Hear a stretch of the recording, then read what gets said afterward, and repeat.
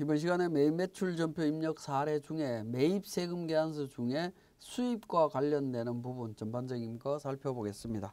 우리 교재 274페이지가 되겠고요.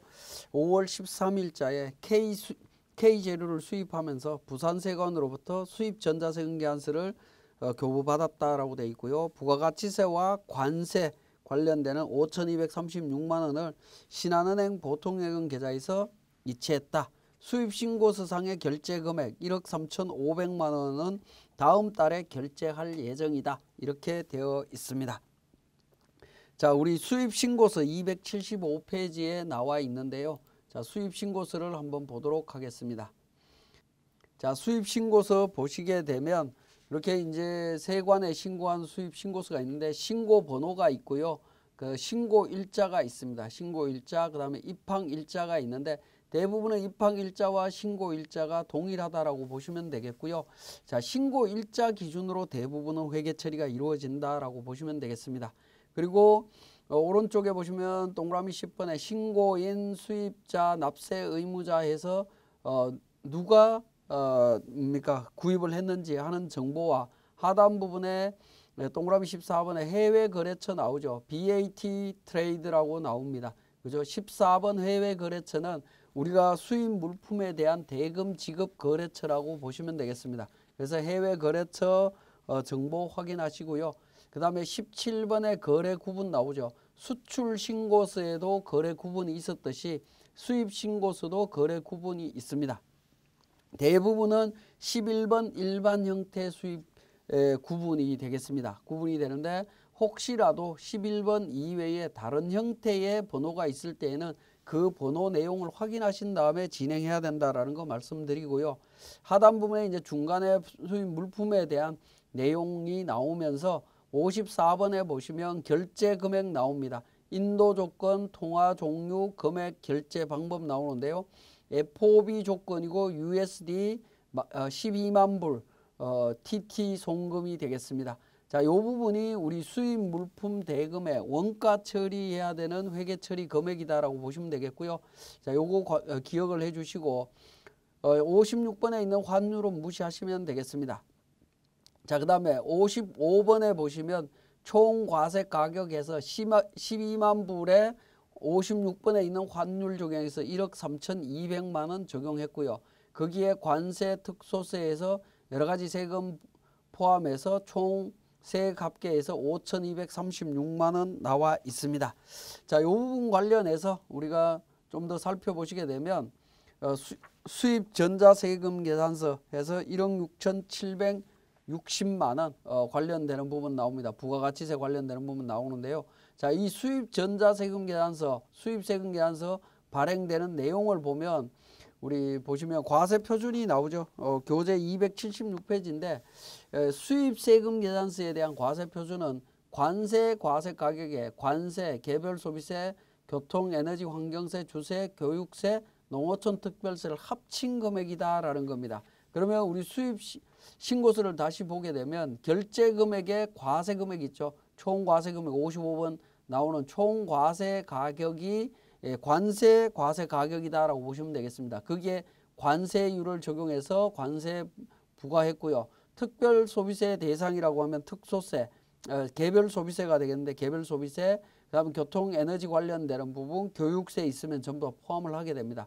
여기까지 포함하게 되면 1억 3,200에 2,000, 1,200, 360만 원 포함한 가격이 과세 표준인 1억 6,760만 원이 됩니다. 거기에 부가세 1,676만 원이 되겠죠. 자, 그 내용을 기준으로 우리가 회계 처리 하시면 된다라는 겁니다. 그러면 수입 전자세금 계산서는 발급을 받았지만 이 과세 표준이 우리가 일반적으로 알고 있는 공급 가액 개념하고는 다르다라는 사실을 지금 이미 파악을 하셨을 겁니다. 그죠? 물품 대금하고 상관없이 물품 대금 12만 불의 환율 적용한 금액과 상관없이 지금 각종 세금, 즉 자본적 지출에 해당되는 금액이 포함되어 있다는 거 확인하셨을 거기 때문에 수입 전자세금 계산서 관련해서 회계 처리되는 과정을 한번 보시면 일반 세금 계산서하고는 조금 다를 겁니다. 자, 한번 보겠습니다. 매매출전표에서 유형은 수입세금 계산서는 55번이 되겠습니다. 55번 수입으로 선택을 하고요. 품목은 일반적으로 적으실 때 수입 신고 번호를 그냥 적으셔도 됩니다. 나중에 이 부분을 확인하는 차원에서 수입 신고 번호를 적는 게 일반적으로 편리하다라고 보여집니다. 자, 수입 신고 번호를 적었습니다. 그리고 수량 단가 무시하시고요. 금액은 1억 6,760만 원 해서 적습니다. 자, 부가세 금액 똑같이 적었고요. 거래처 코드는 세관을 적으시면 되겠죠. 121-83-00561 부산세관 전자 부분이고요. 붕괴는 신한은행 계좌에서 이체했다라고 되어 있습니다. 이런 경우에는 붕괴가 현금으로 붕괴를 하거나 보통예금으로 처리를 했다라고 하면 혼합으로 붕괴를 해야 되겠죠. 그죠? 혼합으로 붕괴 처리를 하시면 됩니다. 자, 3번 붕괴 혼합으로 처리를 합니다. 혼합으로 처리하면 어떻게 되죠? 공급 가액에 대한 부분은 회계 처리에서 나타나지 않으면서 부가세 대급금만 나타납니다. 자, 그 부분도 좀 주의해서 보실 필요가 있겠습니다.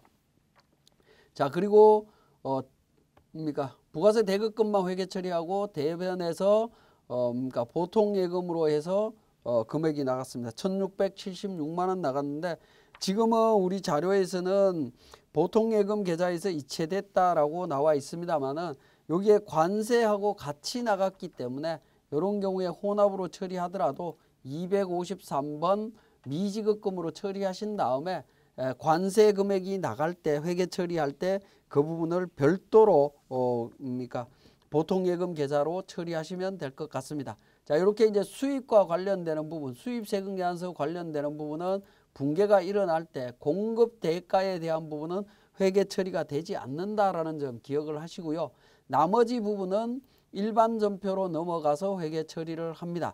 자, 5월 13일자에 미착품 관련해서 정리를 해야 되겠죠. 자, 5월 13일자 제가 입력을 해 보겠습니다. 3번 미착품 168번 미착품이고요. 거래처는 127번 거래처입니다. 수입상품이고요. 금액은